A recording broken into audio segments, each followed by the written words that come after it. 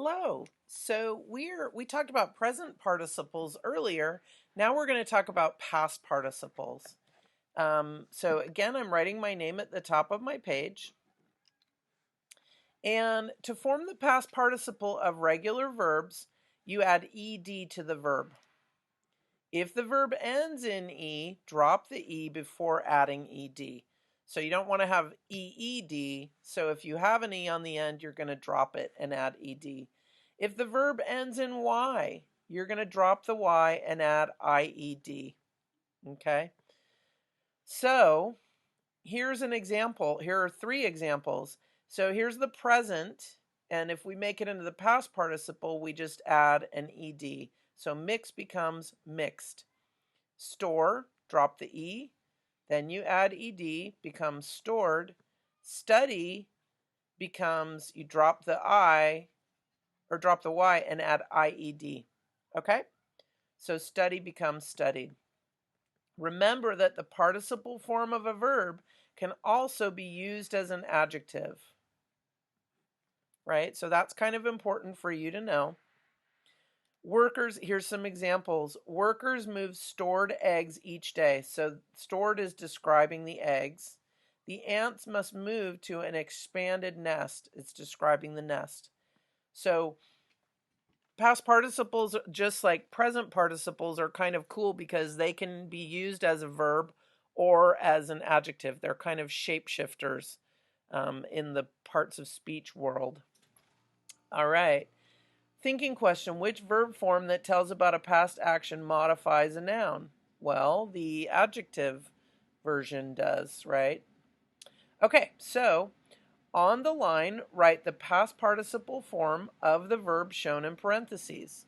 So again, we're going to do the first four together, and then I'm going to pause, and you're going to figure out the last four on your own, and then I will go over them with you and you can check and see if your answers match. Okay? So we have chew here. Blank, dirt, and saliva form little bricks for ant tunnels. I'm going to capitalize it and I'm going to change chew to chewed because it's the past participle. Packed dirt outside the tunnels forms an anthill. Again, I'm capitalizing it because it's the first word of the sentence. Its curved roof traps heat from the sun. Curved. All right, number 4. Exchanged food bonds the ants of the colony. It's the beginning of a sentence, so I'm going to capitalize it.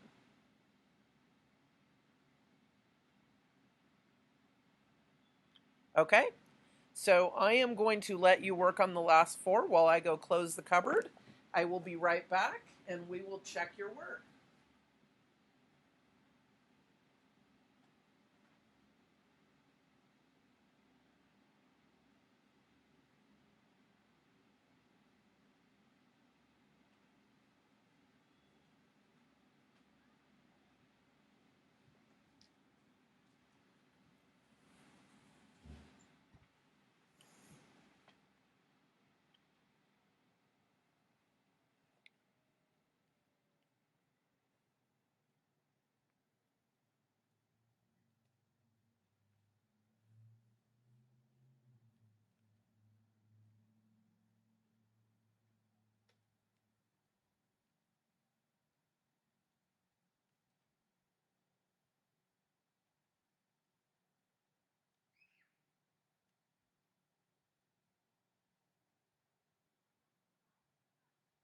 All right, let's take a look and see if your answers match mine. So I know that if the verb ends in an e, then I'm going to drop the e and add ed. So we would say a damaged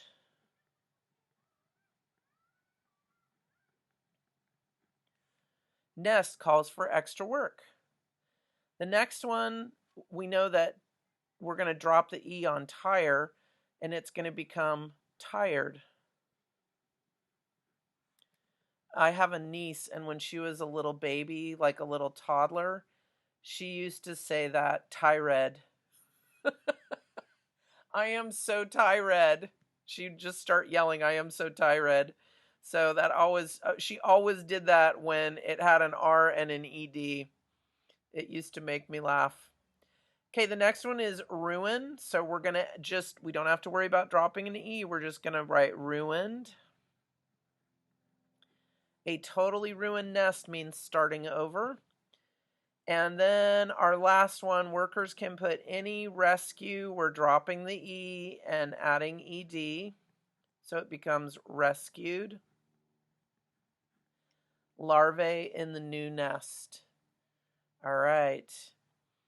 I have a lot of ants in my backyard.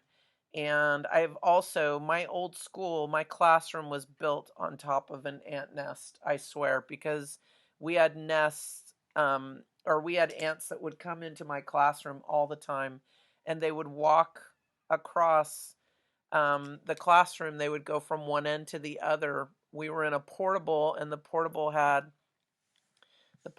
two halves of the room put together, and there was a metal band that hooked the two pieces of the portable together, and the ants would walk across this metal band. They'd go in through the wall, and then they would go out. So they just like would constantly march across the metal band, and our desks would be, you know, it was a classroom. There were desks and there were kids, and my desk was back here in the corner, and so they were constantly on parade for us to see, walking through the classroom, going from this end of the classroom to the other. And we really could not ever have food in our class. If we did eat food, we had to make sure that we cleared it all up and got completely rid of it. There was a boy named AJ, and he brought hot chocolate to class the day before Christmas vacation. It was in a white mug, and he left his mug with hot chocolate in it. Like there was still a little bit of hot chocolate left in it.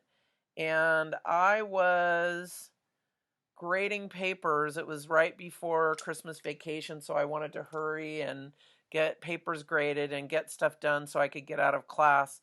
So I was just working. And at about 5 o'clock, I looked up at his cup. I remember seeing the cup, that it was white. And I was sitting at my desk in the corner, and his desk was over here. And I looked up, and his cup was black. And I was thinking, that's really weird because his cup was white this morning. So I walked over to his desk, and the entire cup was just covered with ants. Like, it was so completely covered with ants that the mug looked black. I completely freaked out. I backed up and I just said, "Okay, I'm leaving." And I left the cup on his desk. I didn't want to touch it because I couldn't have touched it. It was covered with ants, even the handle. And then when he came back, we came back from Christmas vacation, and he walked into class.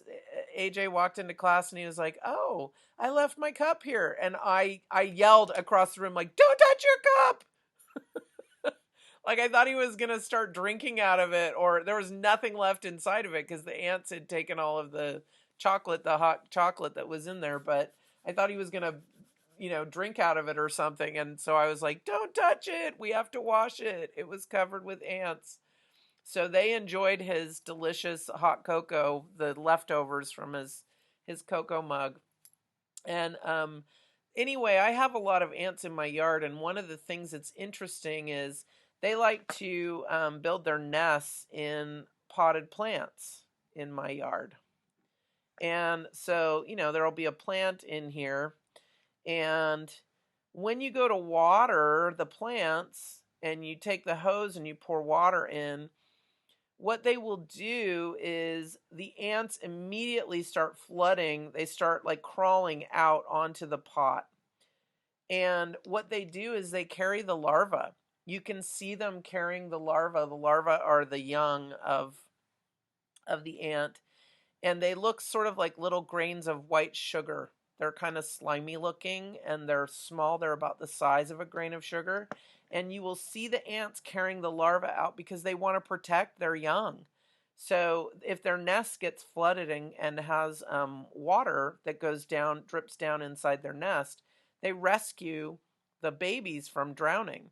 And so they will all come out. The ants will just start coming out and they'll be carrying larvae, and they will take them to a new location, right? So I had to be really careful watering my plants because I didn't want to overwater them. And the ones that had ant nests in them, the ants would immediately, like as soon as the water came in, as soon as you started to water the plant, they would head out. And unfortunately, sometimes they would go to another potted plant to build their nest. So, one of the first things they rescue, though, that is very true. Workers can rescue larvae in and put it in a new nest. That is what they do. I can tell you that for sure as someone who has lots of ants in her yard. All right. I hope this helped you to learn about past participles and to know that if a verb ends in an e, you're going to drop it before you add ed, and if it ends in a y, you are going to drop the y and add ied. All right. Thanks so much for joining me.